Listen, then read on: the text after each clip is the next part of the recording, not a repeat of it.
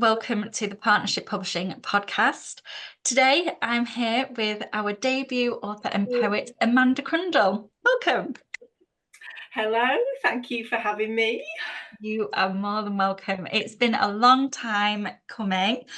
For those of you watching and listening, Amanda's debut book, Heart on Her Sleeve, is out now. Emotional poetry of love and life.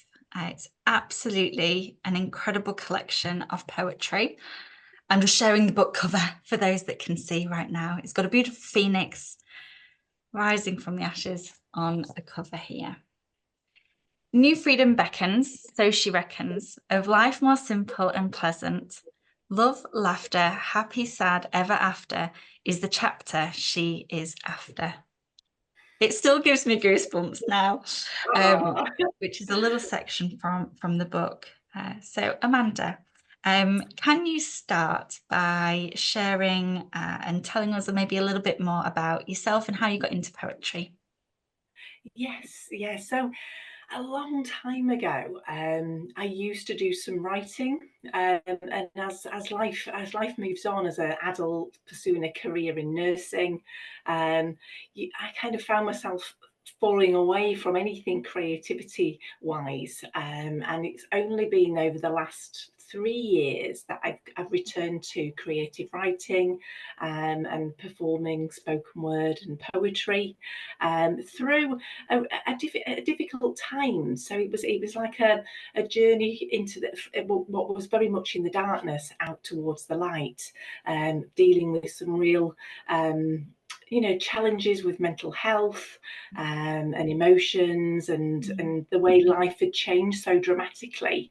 And lots of my friends around me, family and friends, said, why don't you write down how you're feeling? It might just help you feel better. It might just help take the power away from how I was actually feeling so powerless. So I did do that, and for once I did do as I was told. I did write down how I was feeling, and my goodness, how what a journey that's been since, because obviously it has become such a cathartic outlet, a therapeutic outlet. I found myself performing for the first time in Hull for Yada Yada Noise, which was a lovely spoken word group running a couple of years ago, and they very much gave me the confidence to share some really difficult words, and it felt really good to say them out loud. So one of my little mantras is say it out loud, and that very much comes from sharing those words of pain and struggling and how I was feeling into an open space. And so that's how the book journey began. Obviously, I never thought for 1 minute I'd ever publish a book, but I kept on writing, and my collection kept on growing, and I found myself almost on like a creative writing journey, that I was very much writing myself out of depression, but also then embracing how life was changing, and looking for the positives, and the new adventures and new chapters that were beginning. And it is that, I mean, wow, such a journey. And I feel like I remember when we first received your submission, it was the first kind of collection where we've had raw, authentic, honest, truthful poetry. We've got poetry. We find a real connection, even as us as a team, to poetry that does feel like therapy, and that it brings you on this journey with you as a reader. And you can also dip in and out with and that can really help people either resonate, relate, feel seen, heard, or shouted to or at, or if they've said, similar things. I think it was such overall an inspiring collection, and we just had to kind of continue that conversation with you. I mean, we do touch on themes of mental health. You mentioned there, as you've explained to us, your collection does kind of deep dive into themes of depression and mental health. And you've shared how you kind of was naturally going through that time. How was it to actually pick up pen to paper? Because like you say, you actually did as you was told. And when it's so obscure or like it's kind of self-sabotage to not sit with your own thoughts or write down or be anything but proactive when you're in that space. If there was anyone listening that kind of might either be in the same space or just has been putting it off because it's easier to not, how would you kind of relate to that, or what would you kind of say maybe to kind of get the ball rolling there? I would just say, just put the words on paper. It doesn't matter in what order, what the words are, whether they're, they don't have, they can be, straightforward words. It doesn't have to be elaborate words. It can be, a collection of feelings about a specific event, Yeah, or feeling. Just write it down. Don't yeah, overthink it. Just put it on the yeah, paper, and yeah, don't worry about, it doesn't have to be, an academic piece of work. It doesn't yeah, matter if you make spelling mistakes. yeah, Just get the words on paper and try not yeah, to overthink. You're not at school doing an essay that you have to do it yeah, in a certain way. You can do this how you yeah, want to do it. This is yeah, your outlet of putting your own words to paper. So just write them down. yeah. No, And I get that. my experience, if you can then share them out loud, even if that's just to the cat in the corner at home, or that's Yeah, to, a close friend. it, it, mm, it can be a very, very liberating and yeah, empowering experience, and it might make a difference to that person who's thinking about writing down. And if that's one message that I'd probably like to get from being, from publishing my own spoken word and poetry, is if it helps one person put pen to yeah, paper, then that would be amazing. Because, life is hard, and we go through lots of bumpy chapters, and we might go through some that are less bumpy, but we're all very different, and we don't always have the same background, the same experiences, the same type of working opportunities, and we can't just think, look, it's the same for everybody. no, It's all different. But this is one thing that you can do, as an yeah, individual, is just write yeah, those thoughts and share them with mm, yourself yeah, initially. And then if you and want to share them yeah, out loud or in the written word, in a publication, in a, an anthology collection that, a group might be putting together, then go for it. and this is kind of, yeah, I can't wait to kind of ask you about this. So where that strength came from naturally as part of the process, I'm assuming as writing that kind of form of therapy, you found the strength in which to share, not just to your cat in the corner, but Yeah, to others. And you found such strength in kind of performing. Um, you're kind of now known for like your energetic and your passionate poetry performances.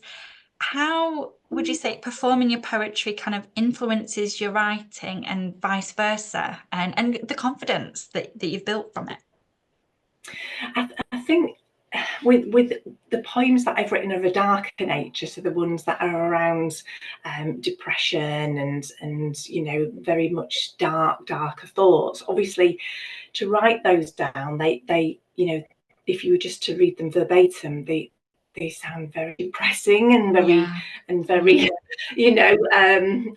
not yeah. really enjoyable to read. And I suppose when I thought about sharing those out loud with others, um, I just wanted to connect emotionally with them and get the feeling of what I was feeling at the time across. And I know sometimes that might be difficult hearing, particularly depending on where people are Yeah. in their life and what they're going through themselves. But that did seem to sort of take the power away of those feelings. So it became a much more therapeutic way of managing those really dark feelings. So if I was having a rough week and I was feeling really low in mood, if I went along to a spoken word group and said those words out loud and socialized with these lovely community of people, I felt better. Yeah. So it's, I don't know if I've answered your question or not No, really, but definitely. Absolutely. It's I connect with confidence. the words, whether it's really deep and emotional. I do wear my heart on my sleeve. I Yeah. always have done. That is Yeah. me in a nutshell. Mm. If it's something about life, for instance, you know, I dislike artificial intelligence very much, and I've got a piece called The Life to Come, which is Yeah. very much relating to that. So Yeah. when I perform that, my everything goes into that, because that's Yeah. how I'm feeling, and Yeah. you know, unhappy with the way society sometimes moves, and how there's this over reliance on technology when we actually have our own brain and Yeah. our own feelings, and we don't need Yeah. all this technology and emphasis. So Mm. it comes from the heart, and Yeah. from Florence when I perform, whether that's something really happy or something a bit more controversial, or something very dark, it Yeah. does come straight out. And I think, again, just kind of going back to your book, that is called Heart on Her Sleeve. It is such a fitting title. You, in regards to even in your professional working life, it maybe just give us a little bit of background to that as well, because the heart element kind of comes in all different areas of your life. I think it's quite nice for our readers, listeners, followers, viewers, yeah, to just get to know that little bit more about that side of you. Sure. So I've been a heart failure nurse specialist for over 20 years. So I started out as a qualified nurse in year 2000 after 3 years training, and then went very quickly into cardiology, which is all heart related. So most of my working career I've been working within cardiology, and in Wow. particular where the heart becomes damaged, Mm. which we refer to as heart failure, where the heart isn't pumping as well as it should do.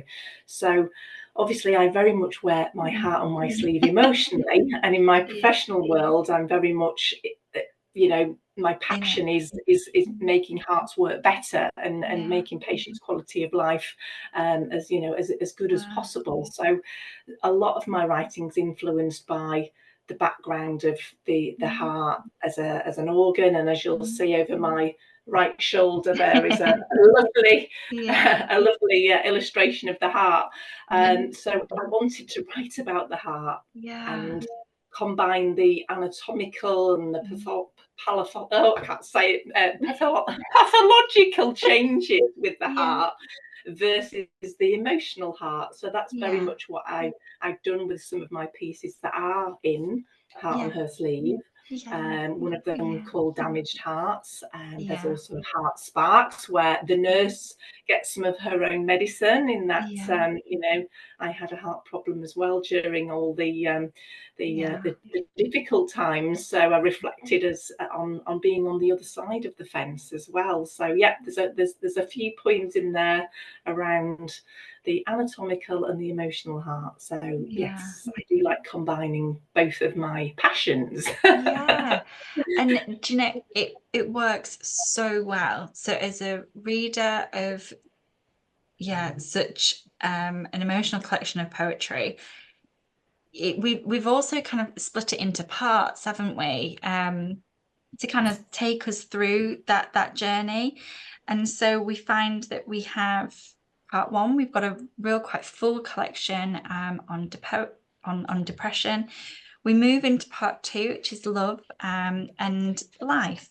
And you know, that section, we go through the journey and we come right out. You've got some real special moments within both parts, and kind of the impact on the reader from kind of going through this journey. Like you mentioned earlier, if it can inspire one person to put pen to paper and bring them out of that, and they find kind of, I guess, solace within any of your poems, or feel seen and feel heard and can connect.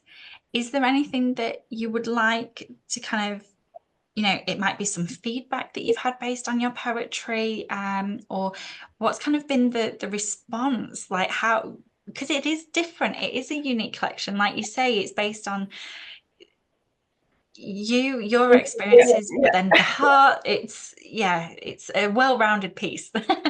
Oh, thank you so much. Well, it obviously is a really personal collection, and you know, without meaning to sound big-headed or anything, I think it's very brave in what I've shared in that, and that is very much some of the feedback that I've had in that.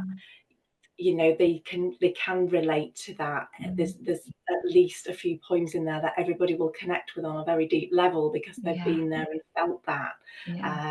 But also brave in that I have shared that publicly, particularly around, you know, some of the more elements of trauma and abuse as well, you know. And I think if that reaches, you know, 1-2 people and it helps them in some way, so whether that's pick up the phone or go talk to a friend or write their words down, then that would be a brilliant outcome. Yeah, and it has been, and we've been getting 5-star reviews. You've been able to, you know, for those that don't already follow or connect or share with Amanda, you are on social media. You're on YouTube, you're on Facebook, Instagram. Facebook, you're on She Wears a Heart on Her Sleeve. On Instagram, Amanda Crundall Poet. Yes. And on YouTube, Mandy Crundall. That's correct.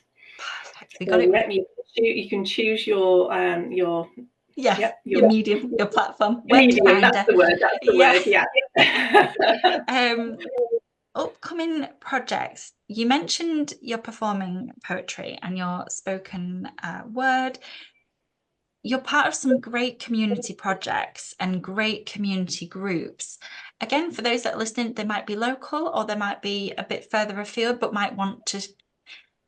they might find the confidence to start a group. You know, what would you say in regards to, give a moment to the projects that you're part of? There's many. Yes, no, there are lots and lots of spoken word groups that I attend. The ones that I've been involved in from the beginning of my writing journey was originally Yada Yada. That was one spoken word group that ran. Away with Words in Hull, which is Jim Hygo's group, that runs every month on a Thursday. Speak Out Scunny. They also have a spoken word group once a month at Cafe Inde. And then myself and fellow poetry babe, Amy Garrett, who's a dear friend and co-collaborator, we run the Rabbiting On spoken word group in Brig at the Rabbit Hole Bookshop, and that's been running well over a year now. A lovely little cozy, friendly spoken word group that we run monthly on a Tuesday evening. We're back in September for that, the 10th. I think I've got that right. And we also contribute to the No Limits Festival as well, which again is collaboration with Normanby Hall and the Rabbit Hole Bookshop. So they very much work together to put on a huge festival of everything to do with literature and performance and, you know, adult children. Good stuff. It's a family event. And then more recently, I set up a new spoken word group in Goole, which we call Gassing in Goole. And that's been, I think we've had 4 meetings now. And again, that runs on a Tuesday evening. So yeah, if there's anybody interested in those groups, they both, the Rabbiting On and Gassing in Goole both have Facebook groups. We share everybody's events, so they're good groups to be in just to see what's going on anyway. The poetry community is incredible. It's vibrant, it's supportive, it's friendly, and we're very much behind, you know, new people putting their words on paper and sharing them. You know, it's that they're all brilliant. And the fact that even another one of our authors, Amy, you kind of collaborating, getting together. The community, when we say it is vibrant, it really genuinely is. And I would encourage anyone listening, that even just enjoys poetry and might not even write, like, be a part of it, because you get so much confidence and it's just such a lovely community. Yeah, I would massively encourage that, even from a publisher's perspective. So yeah, Yeah. thank you so much for sharing and having time with us today. I think anyone that would like a quick read aloud of any poem wouldn't do it justice. I would urge you to follow Amanda on her YouTube channel or on her Facebook page. Please do. She wears a heart on her sleeve. Heart on her sleeve is out now. It's available in Waterstones, Amazon, all good bookshops. You can order it, libraries. So please do. And well, the reviews are out there. So just read any and you'll know that it is a 5-star poetry collection. I just hope that you continue to inspire many with the work that you do. Is there anything else that you'd like to share with our readers and followers before we close our first podcast? First of many, I'm sure. There's a lot more to say. We spend all day Yeah. chatting, but just a big thank you to yourself, Florence, and Partnership Publishing, obviously, for just being such great support and getting the publication out there and supporting all the promotion of events that I've been involved in. And I'm very lucky that I've been involved in lots of events, and I'm really enjoying the book tour, which makes me giggle. It does sound very funny, but no, just a big thank you, and thank you to everybody that's taken time to feed back on the book, and also on performance, and just coming along to support the events and supporting everybody that's performing, really. So just a big thanks to everybody. No, thank you, Amanda. And yeah, such a special collection. I do feel it might form part of a podcast series, this, and guest blog posts, because there's so much to write on each topic, and you could write and talk so much about each individual poem. And we haven't gave any individual poem its moment here today, but I feel that it will come. And so I'm looking forward to speaking with you again. And yeah, for now, we'll say bye. And thank you all for listening, viewing, tuning in, however you have found us today. And go follow Amanda with everything that she's doing. Thank you very much. Bye for now. Bye. Bye.